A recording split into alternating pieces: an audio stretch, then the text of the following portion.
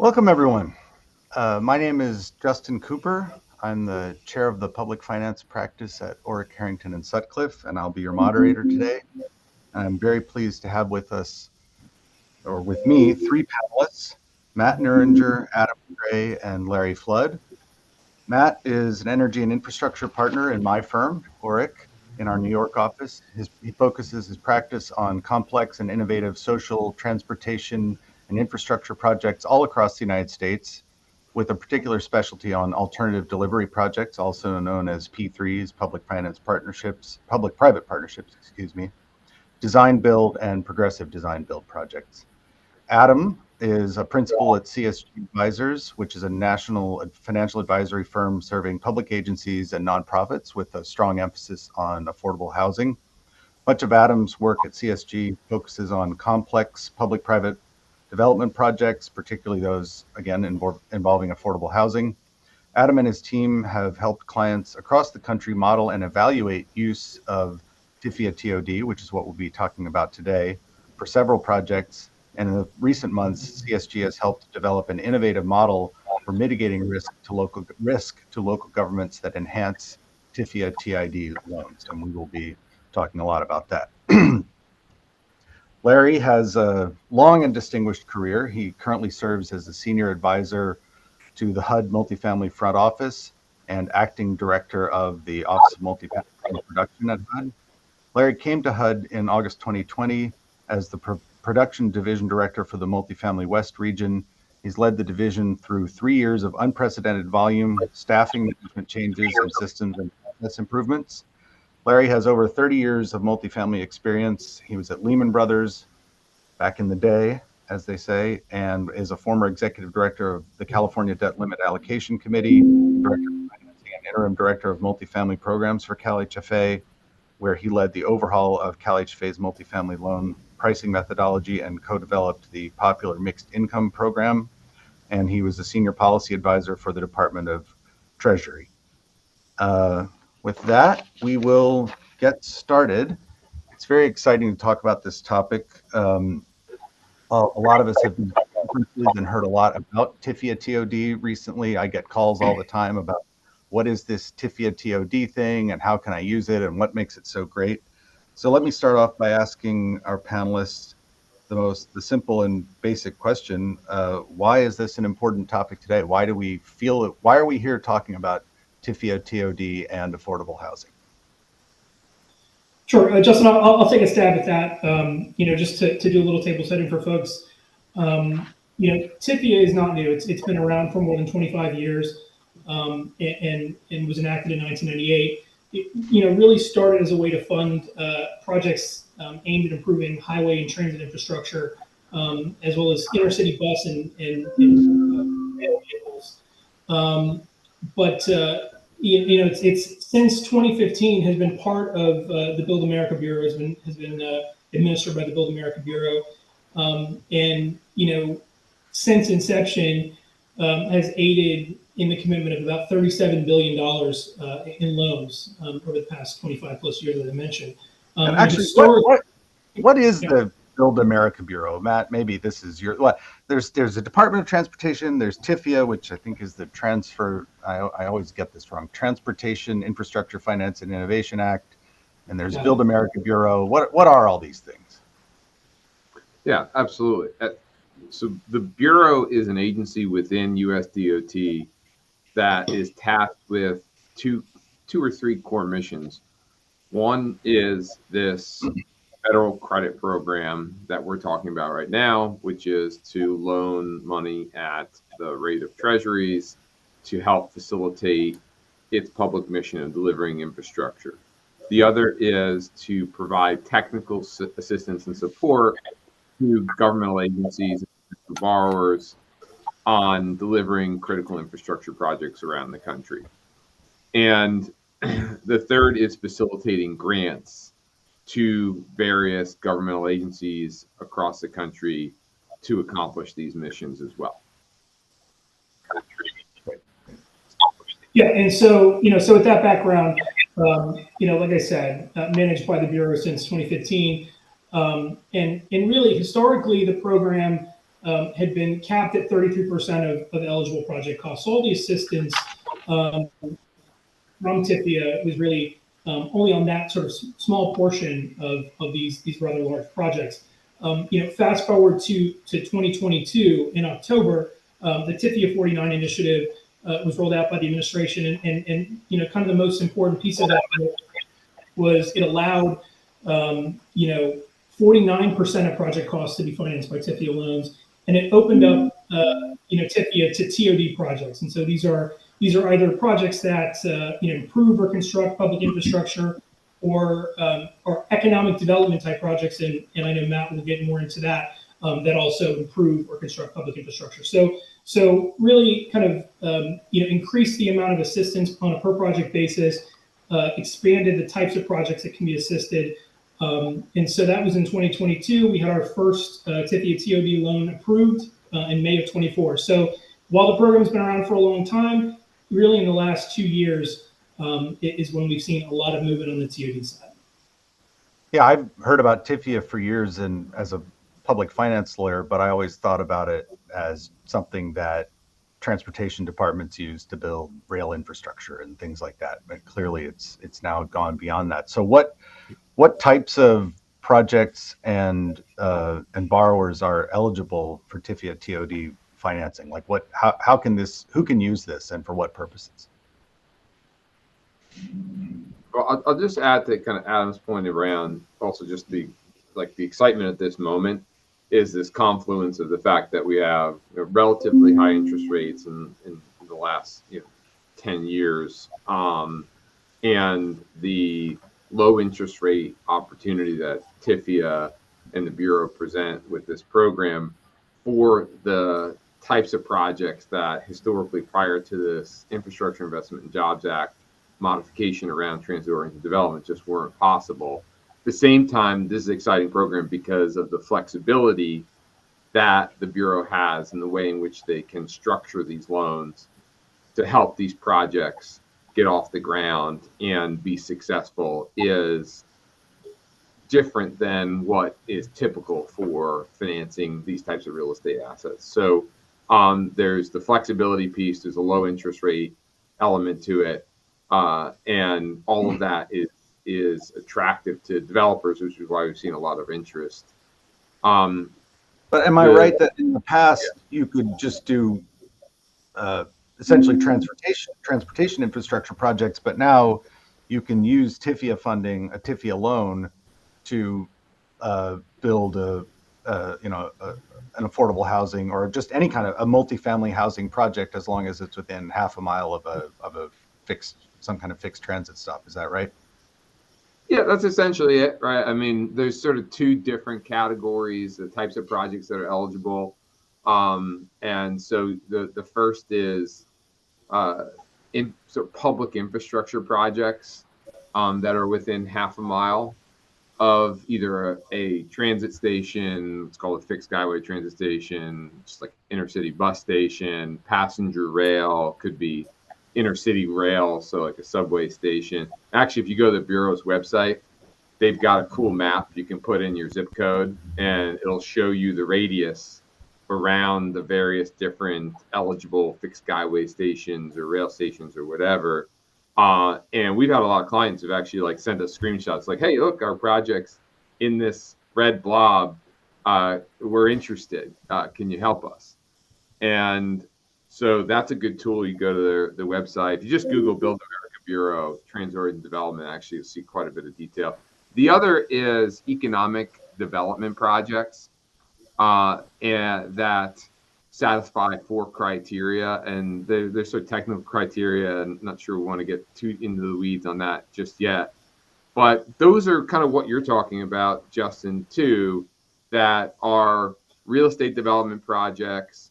And a good example is it could be a mixed use development, could be commercial, residential, affordable. I think what the Bureau is looking for, especially in the early days of the program, are the projects that really have a positive impact on the local community from an economic vitality perspective, is sort of the language. And a lot of that can be demonstrated to the extent that there's an affordable component to it. Obviously, there's a housing shortage, there's an affordability crisis happening in the United States. And so being able to bring a proposal and a application to the Bureau that says, hey, this is a project that's going to bring economic stimulus, economic vitality to this TOD area because of the fact that there's an affordability component, perhaps there's a commercial development component. But at the same time, there also has to be some type of public infrastructure improvement with it.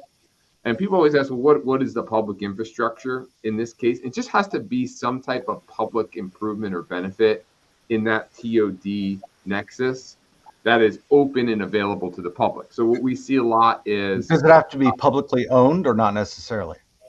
Not necessarily. But we're seeing a lot of like parks, we're seeing walkways, we're seeing courtyards, we're seeing, there could be improvements. And if the project is obviously above a station, then obviously you can help make improvements by providing new entrances, providing security, providing some type of ancillary benefit to the government and the public, all sort of help enhance a project. And you just have to think about the story around the project when you're submitting this, because the Bureau has a big pipeline.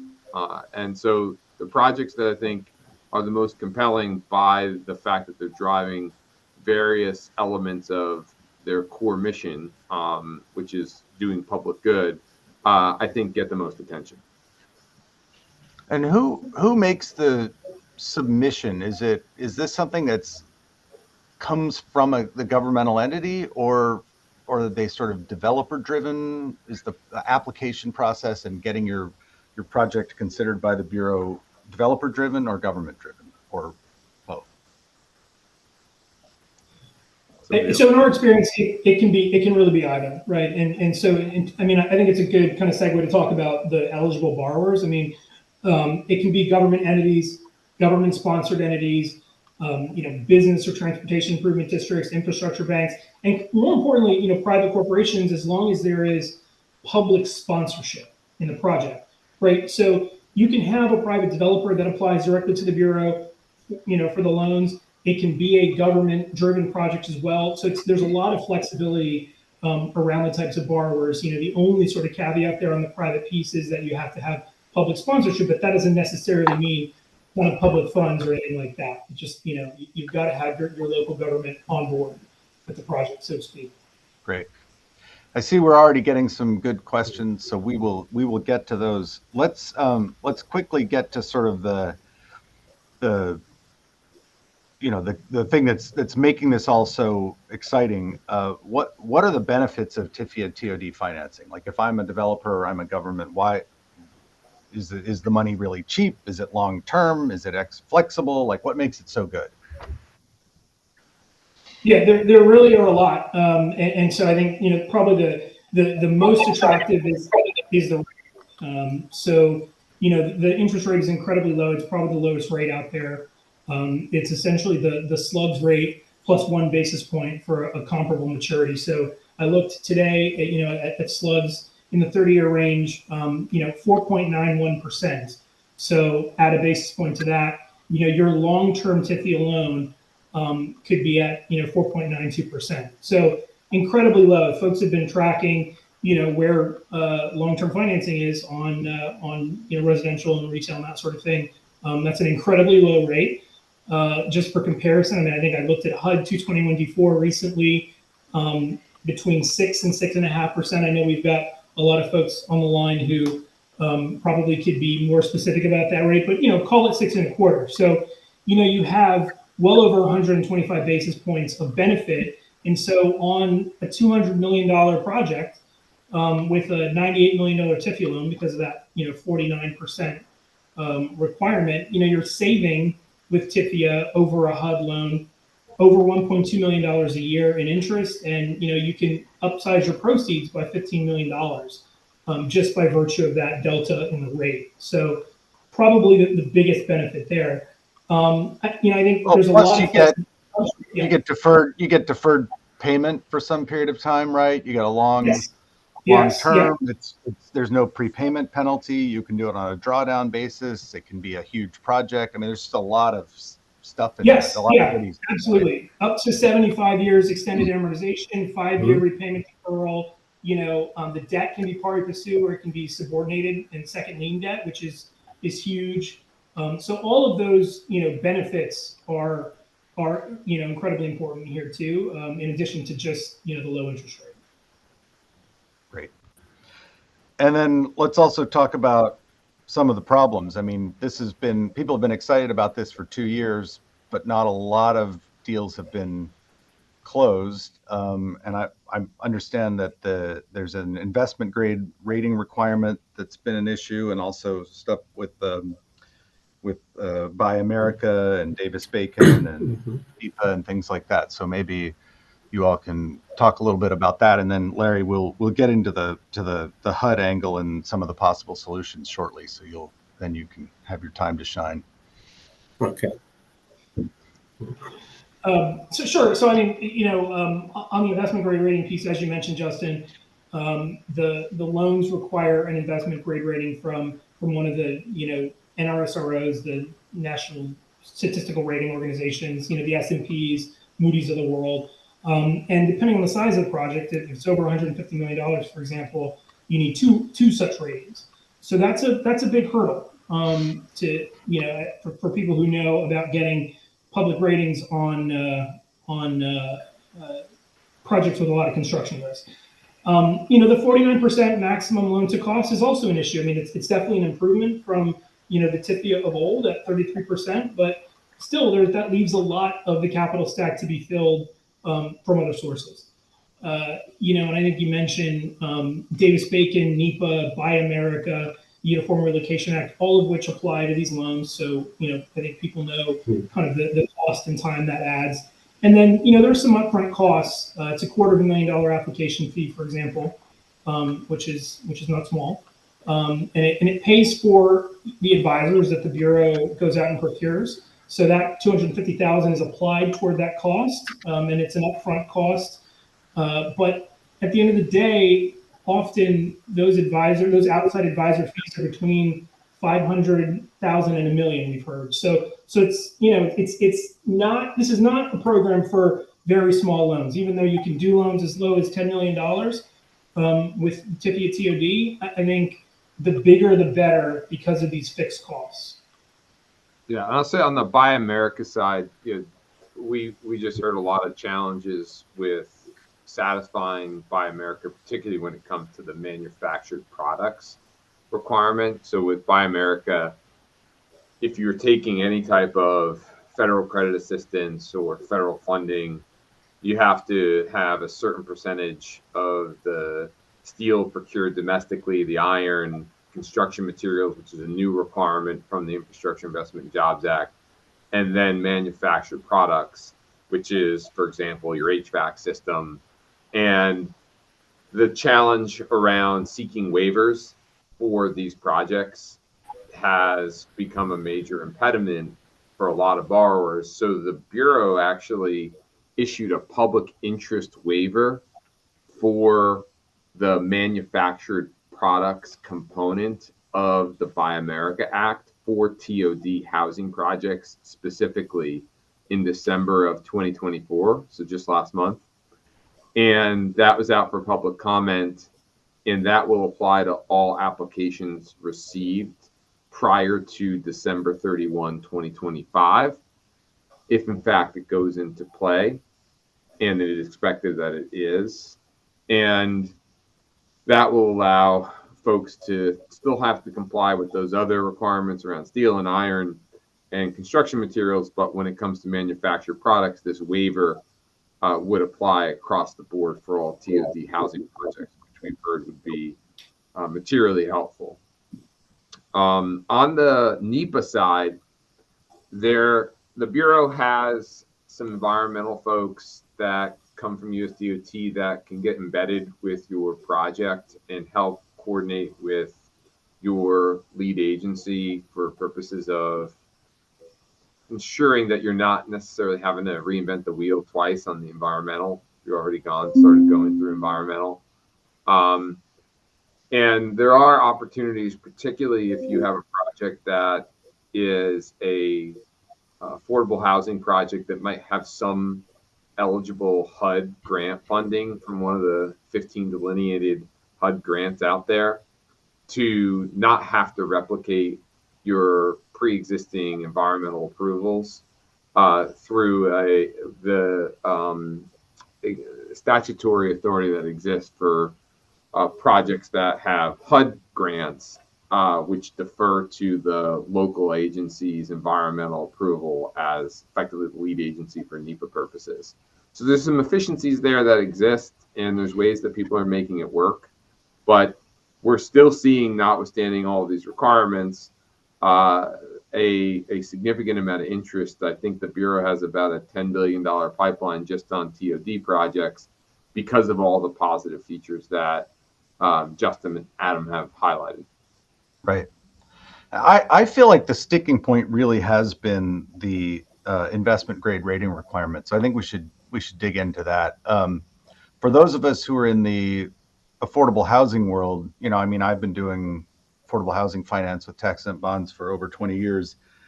I don't think I've ever done a true project-based credit that got an investment grade rating. Maybe one or two if there was some sort of special situation with some project-based Section 8 or something like that, but it's very rare. My understanding is that in the transportation world, many of the transportation agencies, transit agencies that have used TIFIA historically have their own issuer credit rating, and so getting a credit, investment grade credit rating on their borrowings is not a problem. But these two things, when put together, the world of sort of project-based, and we had a question in a question asked here: what's typically the pledge for these loans? Does it need to be a revenue pledge, or can the framework be similar to a California lease revenue bond? I mean, that's really the question. If you're borrowing against a not yet built facility and the future revenues from that facility, it's very difficult to get investment grade rating. I think that's what's been holding us up. And that sort of brings us to HUD and some of the creative ideas people have come up with to try to address this problem, whether it's a lease revenue type support from a governmental entity or getting some form of credit enhancement through HUD. So would somebody like to please take a crack at describing how we're trying to tackle that problem at the moment? Sure, I'm happy to do that. And then I definitely want to lean on Larry for some of the finer points here. We've been working on several projects lately with Larry and with a lot of folks who are probably on this call. I mean, Kent Newman and Tiger Hudson is one of the people that has been instrumental in this. But yeah, I mean, to your point, Justin, the real challenge is the difficulty in achieving an investment grade rating, standalone rating, triple B minus or higher on a project with significant construction. And so, the kinds of projects that are eligible for TIFIA are ones with really substantial rehabilitation or new construction. And so that's gonna be what poses the problem when you look at the criteria for the rating agencies on how these types of projects get rated on a standalone basis. And so really you need some form of credit enhancement, and preferably in discussions with the Bureau, that should be from a single entity as well, which makes it even more complicated. And so there are lots of options that we've looked at for doing that. You could get an LOC, for example, from a bank. That, of course, comes with its own pretty significant costs, certainly during construction. And you have to have this rating throughout the life of the loan. So there's, potentially you have to have an LOC, outstanding in the long term. I mean, there are opportunities, for example, to get a project-based rating after stabilization and some time. But certainly, an LOC would add pretty significant cost. We looked at government insurance. Long-term bank LOCs are, that's we haven't seen those really since the global financial crisis be readily. No, that's right. That's right. And there's renewal risk and all sorts of things that go along with that, right? I mean, there's not going to be any LOC that's going to be outstanding for 40 years, and so every year you'd have to renew on different terms, right? So that's a bad option for a lot of reasons. And so we looked at government insurance and we said, well, why wouldn't, for example, a HUD 221 D4 option work for these projects, to give rise to this investment grade rating we need. And the short answer is it can, but it can't directly support the project. And for reasons, we'll talk about in a second. So really, that puts a lot of pressure on local governments to provide RAPs for these projects. So, if you have a developer out there, who is primarily working on one of these projects and wants a TIFIA loan, our clients at CSG primarily are local governments, and they're coming to us saying, this developer is looking for a RAP. How do we mitigate our own risk? And so that's something that we've been working really hard to do.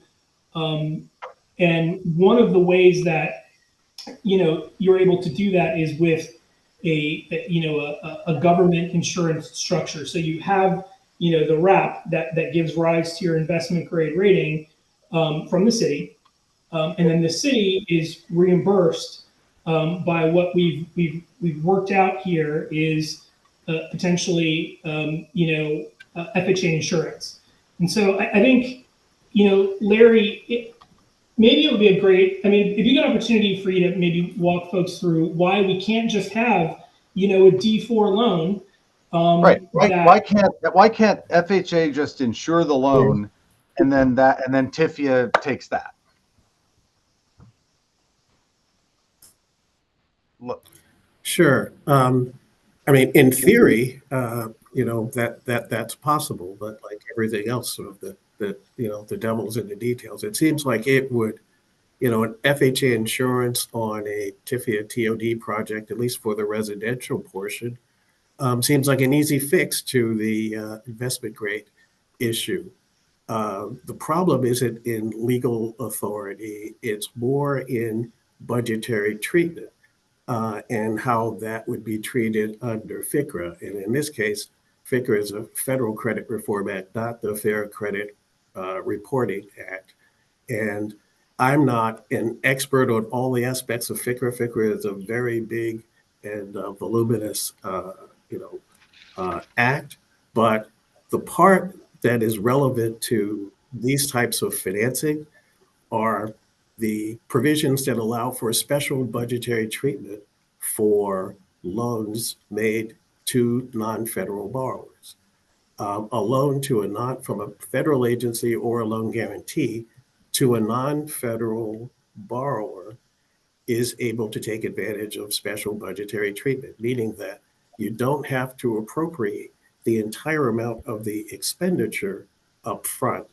You only have to appropriate the credit subsidy that is applicable to that project.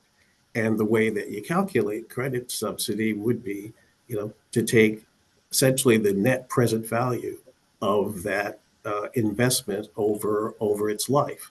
Now, the interesting thing about FHA programs is that all of our multifamily programs, with the exception of the Green and Resilient Retrofit Program, GRRP, are negative credit subsidy programs, meaning that the government actually makes money off of providing the insurance. And those programs, our money gets swept on a periodic basis by OMB and then is applied to other parts of HUD and other agencies that actually have, a need for actual credit subsidy. So, the problem that FHA would have in providing, insurance or a loan guarantee to a TIFIA project is that, we would be providing it, the beneficiary of it, and in an event of default, the payee, if you will, of that benefit of the guarantee would be another federal agency. Therefore, it would not be able to take advantage of special budgetary treatment. It would have to appropriate the entire amount of the obligation up front. Now, if all of your programs are negative credit subsidy programs, and you all of a sudden try to do something that has a huge positive subsidy, that's going to be an issue for O&B. And that's sort of where we are now, trying to negotiate, what those boundaries are, because in effect, we're treading on new territory since, FICRA was created. Those are ongoing discussions with OMB, but right now, the guidance that we're being given is that, you know, that they're happy to entertain specific structures and ideas, but their preliminary thoughts are that, without special budgetary treatment, that the idea really just would not fly. And so, yeah, again, it's something that we're still working through, and we're also looking at alternative structures that I think Adam will get into. But a direct insurance of a TIFIA loan by HUD right now is something that it's currently off the table. Which is a shame, because that would be sort of the silver bullet. Do you want? But it sounds, Adam, you already described this briefly, but I think what you were saying, and maybe you can elaborate on it a little more, is that if you interpose a governmental entity that itself has an investment grade rating, and somebody asked, the rating requirement is investment grade. Yeah, that's right. So, if you're going to have a project built in the city of Chicago, maybe I shouldn't pick city of Minneapolis, and and you wanted to have FHA insurance on the loan, that the TIFIA loan, and we'll get to RIF later, but let's just stick with TIFIA for the moment. That's not going to work for the reasons that Larry just described. But if the city of Minneapolis uses its credit through a lease structure or something else to credit enhance the loan, then you don't have the adverse budgetary impact. So now, but you've satisfied the investment grade rating requirement, but the city of Minneapolis isn't going to want to go around guaranteeing everything in sight, because that's going to be on credit for them and a negative for them. But the city of Minneapolis then, I believe, as you described it, Adam, tell me if I have this wrong, would itself be the beneficiary of FHA insurance. So really, they're just in form, but in substance, you've arrived at the same point, which is that FHA is really taking the risk on the project. Is that right? Yeah, no, that's exactly right, Justin. I mean, and as Larry mentioned, the Bureau is really sort of entertaining specific structures here, and is looking this on a project by project basis. So I'm thinking about a specific project that we're working on, but in that case, the structure that we are moving forward with, and that we've gotten tentative blessings from the Bureau on, and have solved OMB issues as far as we know so far, is really one where the Build America Bureau is making a loan, a TIFIA loan, to a special purpose governmental entity. That governmental entity will fund a debt service reserve fund for the TIFIA loan, and that that funding of the debt service reserve fund will be backed by the city's general fund, right? So on the one side, you've got the credit for the TIFIA loan, the investment that gives rise to the investment grade rating. It's essentially the city's general obligation in that case. So very, very high credit rating. And then all we have to think about then, from a financial advisor to a governmental entity's perspective, is how do we mitigate the risk to the city that the loan doesn't pay? And so, as between that special purpose governmental entity and the project itself, we've got a map lender, we've got a FHA 221D4 loan for the residential and a part of the market rate that provides security in the form of a Ginnie Mae certificate to the governmental lender. And so, in that way, you're not directly securing the TIFIA loan with the Ginnie Mae certificate. That's really a reimbursement obligation that would go to the city in the event that the project didn't pay. But in all cases, as far as the Bureau is concerned, the security for the loan is the city and their general obligation. So that's how we've gotten around it in that case. How have the rating agencies viewed that with respect to the city? Have they told the city, you can do this once, but you can't do it 50 times? Or, I mean, is it sort of? We'll find out. That's where we are. Is so we've spent several months working out the structure and are at least in this particular deal in the process of working with the rating agencies to get that geo-backed rating. And so there will be just I used to work at the rating agency myself, and so there will be lots of questions around that reimbursement obligation and how we're going to view this from a geo perspective and that sort of thing. And so to your point, the more of these you do, particularly without a lot of a really strong reimbursement obligation like this, you're going to be limited, right, in your ability to do that, because particularly with large projects, I mean, you're going to have hundreds of millions of dollars outstanding that's guaranteed for long term by the city. That could eventually affect their credit. And so the way we're hoping to mitigate that, and we're hoping the rating agencies will view this from a geo perspective, is, look, you've got this Ginnie Mae certificate in the background that, to the extent the project doesn't perform, the federal government is backing it. And so hopefully we're not going to, the government will not take too large a hit on the geo side. Right. Matt, do you have anything to add on this aspect of it?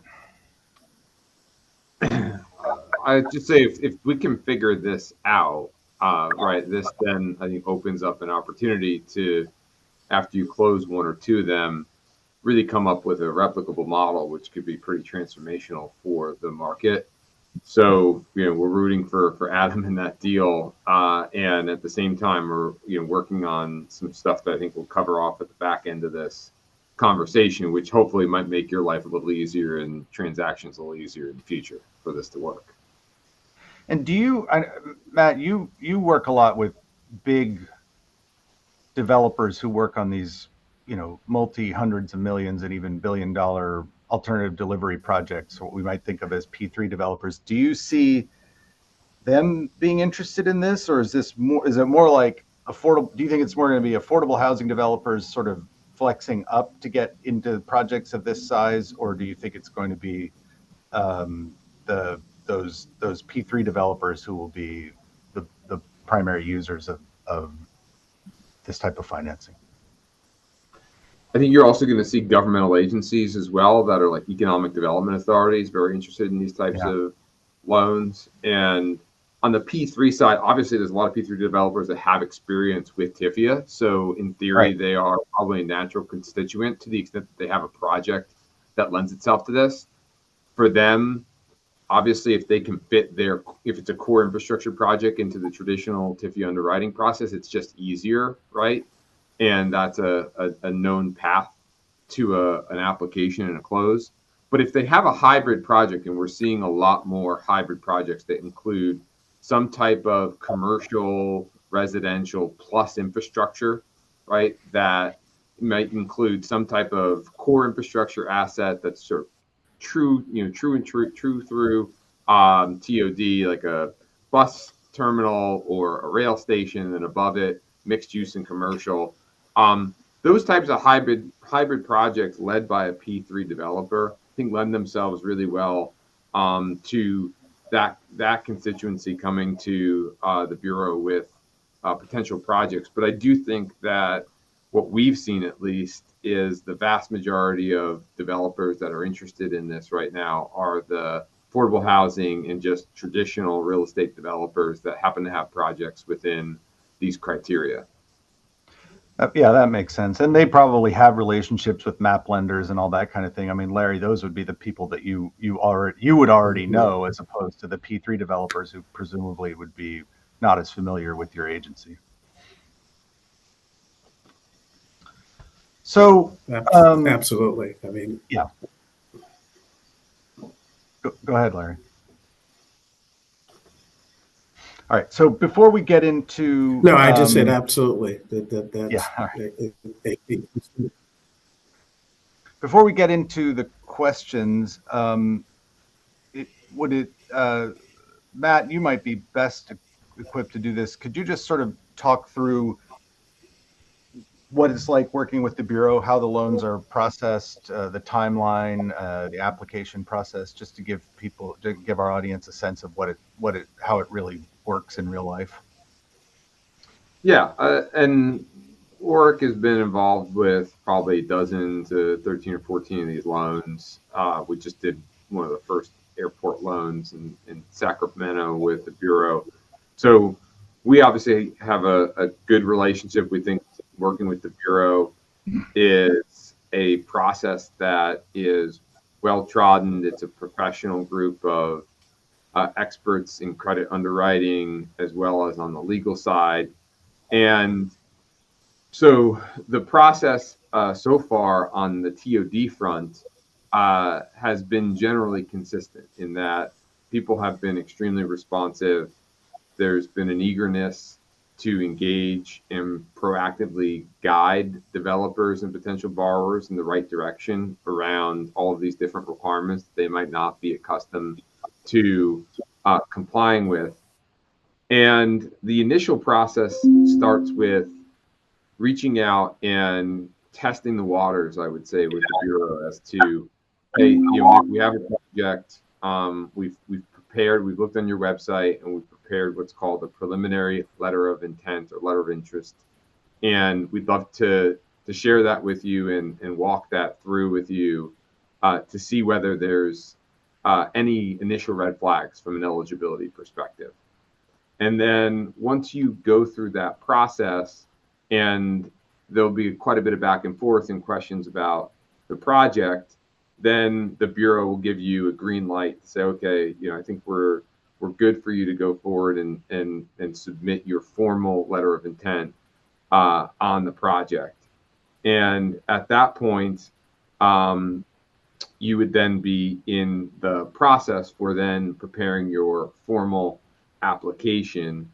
And so once you get into the formal application process, then that's when you would start to initiate the credit underwriting, and the Bureau would start to engage outside advisors. You would pay your fee to the Bureau, which Adam mentioned before, so that they can pay for advisors. And at that stage, then you would work with the Bureau on an iterative basis, similar to the LOI process, to then ultimately submit your formal letter of intent. Your formal application. Once the formal application is submitted, then the Bureau is going to be going through its loan approval process. It will be going through concurrently creditworthiness review, and Adam, I think, definitely jump in and talk a little bit about that on the technical side.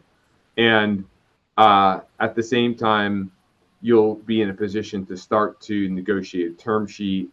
And once you get through an approval process, then you would then start to negotiate the operative financing documents, which would lead you to a financial close.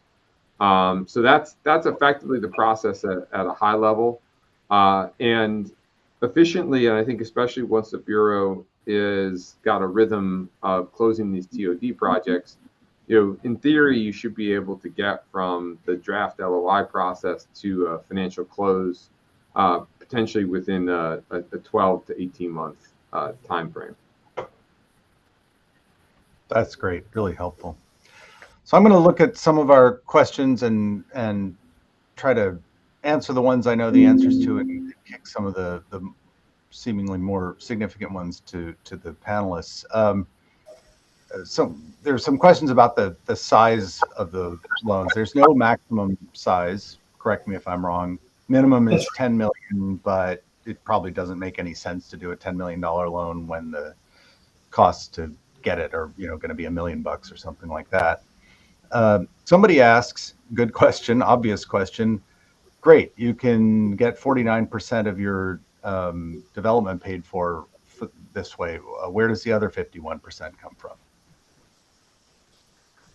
Yeah, and so in one example, and this also I think dovetails with one of the other questions here about additional sort of federal sources. You can pair these loans with LIHTC, for example. So you can have a LIHTC project with lots of subsidy from tax credit investors. The particular project I'm thinking of has historic tax credits, new market tax credits, LIHTC, all in the same deal. So that provides a pretty significant portion of the capital stack there. And then, like many projects in many jurisdictions, there will likely be some gap financing from government in the deal. And government ownership of the land, which I think Alice Talcott asked a question about here as well, or maybe it was Mark Short. But yeah, I mean, a typical structure is contribution from the governmental entity of the land on a ground lease type structure. So again, that reduces some costs as well. But yeah, it is definitely a concern with TIFIA loans that you only get to 50%. I mean, other loans get you up to 80, 90% with some HUD loans. So yeah, and I think mean, that's from why my point of also view, a lot of developers are very interested on the RIF side, because with RIF you can get up to 75%. yeah, tell people a little more about RIF. My understanding is that there's a higher credit premium, that there's a difference with the way the credit premium is calculated, but you can go, like you said, you can go up to 75%. Right. So the Bureau is interpreting sort of the same type of eligibility for purposes of economic development project in the context of TOD as it is on the TIFIA side. But it has more flexibility in the sense that you don't need an investment grade credit rating. And you can go up to 75% with respect to the loan. So the gap that needs to be plugged is reduced significantly. And so while we've started down the path of TIFIA with a handful of developers, generally where they've landed is that RIF seems to be a better fit for those reasons.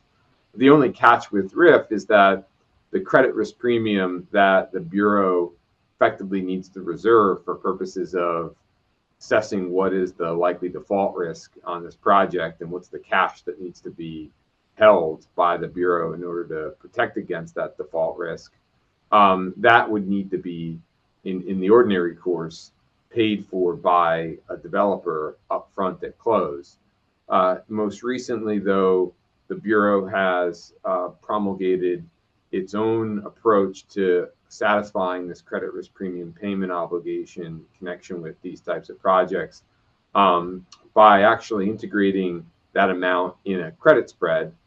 And Adam, I don't know if you want to sort of talk a little bit about how that's working, but just effectively means that you have a slightly higher cost of capital over the term of the agreement. And the only ambiguity there is with the changes in the Infrastructure Investment Jobs Act, that credit risk premium that had to be paid at close was actually something that would be repaid once the loan was repaid and paid back to the borrower with interest. With it being integrated as a credit spread, it's unclear whether or not how that repayment would work. If Adam, you want to add anything to that? no, I mean I couldn't say anything else about it. Covered it. All right. Another question we had from Karen Fitzgerald is, could the city, in the structure you described, I think, Adam, is what she means, drop its GO pledge after construction is completed and have that be replaced with a pledge of project revenues? Yes, and in fact, I think that question goes right back to you, Karen. What would you rate it in that instance? Right? Can you tell us right here? Tell us right now. You said don't forget Fitch. This is your chance to shine. Just put in the chat right now what you would rate that. And this one's for you, Larry. Have the US DOT lawyers and OMB signed off on this structure as not violating the federal credit provisions? I think it means the structure that Adam described, where there's the special purpose governmental entity with the reserve fund in between, effectively you and the Bureau.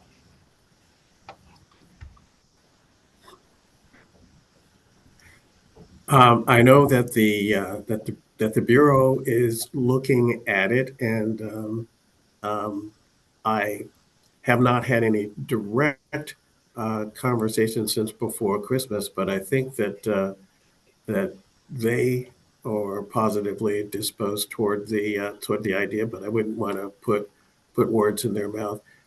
It has not gone to OMB. OMB is aware of it, but that's something that we would want to present to them jointly with DOT. And Great. Someone asks, how can we use LIHTC? Doesn't that violate the prohibition on having federal sources repay the loan? I think the answer is there that the LIHTC isn't really repaying the loan. It's just taking another chunk of the capital stack. But I may be misunderstanding that. yeah, it's also not considered a federal source for this purpose. Ah, that's good. Good to know. We have lots of questions about what is to come under the new administration, and I won't try to summarize all of them. It maybe just is better to say, get out your crystal balls, everybody, and tell us what you think may come next in terms of Buy America, the whole program being modified. Like, does anyone have any visibility into what the future holds? Well, I'll say that we are aware of at least one member of Congress who is very interested in helping fix some of these quirks that have been mentioned during this discussion, so that really TIFIA and the Bureau and RIF can be unleashed in a way that can unlock that public interest benefit around affordable housing in particular, and is working on legislation right now that sounds to be consistent with some of the themes of this new administration around empowering the private sector to partner with the public sector to deliver on a joint mission of affordability. So one of the things, obviously, that was mentioned was around investment grade credit rating. This potential legislation would eliminate the need for investment grade credit rating, but also set up a process for the Bureau to work with OMB around establishing appropriate reserves under the CRP. This legislation would also clear the decks around some of the challenges on NEPA and other federal requirements, increase the 49% cap to 75% on the TIFIA side. It's also another quirk that we didn't mention before, that the project has to be included in a state transportation infrastructure plan, which is put out by the state DOT. And that's something that this legislation would eliminate as well. And it's also helping to provide some guidance to the Bureau on some key issues, which should help enhance the access of the program to a wider pool of potential applicants. And then finally, on the FHA insurance piece, it addresses some of these concerns around the FICRA end to be able to do these transactions more efficiently and without necessarily having to find a governmental sponsor to effectively go on the hook from a general obligations perspective, and then rely on the structure for their security, because that's not going to be the case probably on most projects. You really have to find a project that is right in that sweet spot in order to make that work. And so this would make the program more accessible to a wider range of potential borrowers and projects.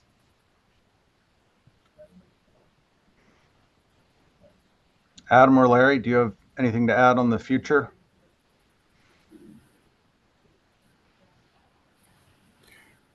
I guess the only thing that I would add is that for folks who are asking whether or not the imposition of, say, a city credit or something actually fundamentally changes the analysis,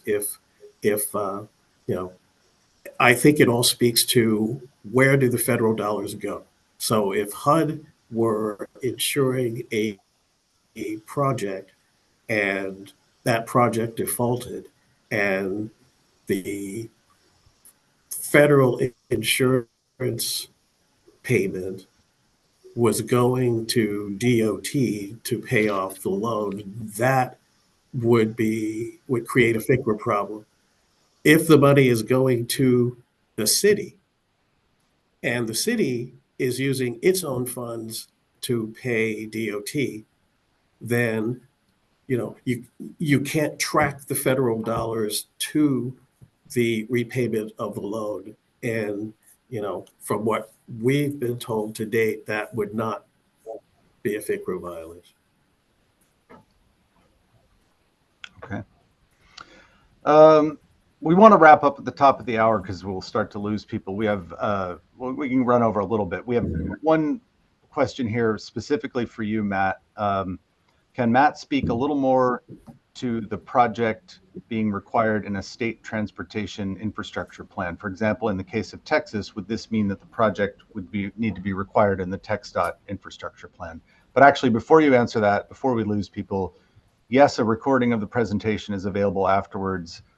Tasha Cunningham, if you're listening, maybe you can put your email address or the right email address that where people can send inquiries for a recording, and also get contact information for any of us panelists, and we're happy to follow up and try to answer questions after the fact.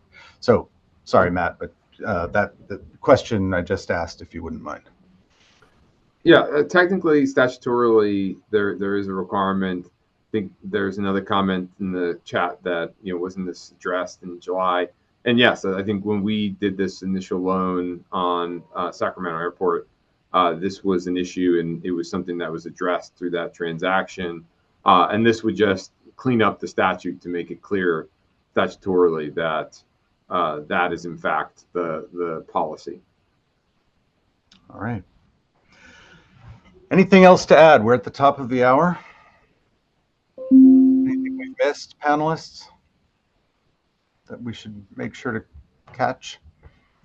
All right. Well, I thank each of you very much for making time, Matt, Larry, and Adam, and all the attendees. Thank you for the lively question and answer session, and for spending some time with us this morning or afternoon, as the case may be. And we very much look forward to hearing from you with follow-up questions, and we hope working with you on a number of these transactions as this gathers speed. And as somebody said, I think it was Matt, this can really has the promise to be transformative for transit-oriented development in the United States.